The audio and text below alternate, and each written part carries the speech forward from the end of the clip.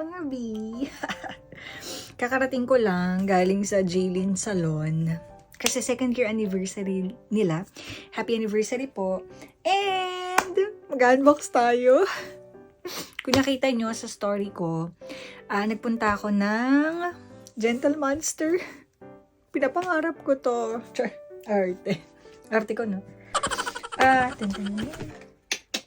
Oh my God! O, ito yung Gentle Monster. Super ganda ng, anong tawag doon?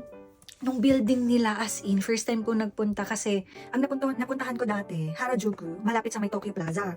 Pero hindi ko alam na meron talaga silang mismong building. And, ang ganda. Yung box pa lang ang ganda na. Natuluan pa nga siya nung kumain nata kami ng ramen.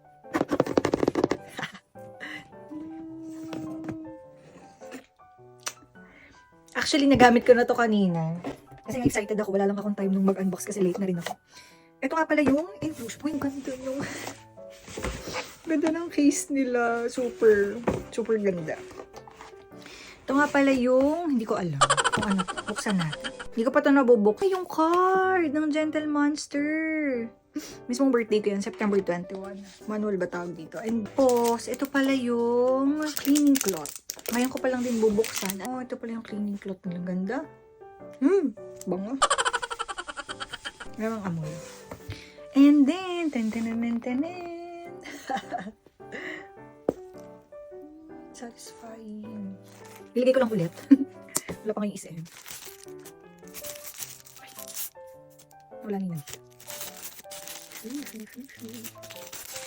Oh, super ganda. Hindi ko nakikita yan sa mga videos ko. Meron na rin akong ganitong itsura. Yun nga lang. Ano siya? Nabili ko lang siya sa Shein. Ito siya. Baka nakikita niyo yung mga sinampay ko. Ganda naman, di ba? Super ganda. At least meron na akong original na ganitong itsura. Di ba? Ito naman daw is pang stylish. Wow. Ito yung logo niya. Ng Gentle Monster. Yung Gentle Monster. Si Non. Gusto niyo price reveal? Huwag na kaya. Kasi hindi alam ni ata. Hello, Mami. Bye!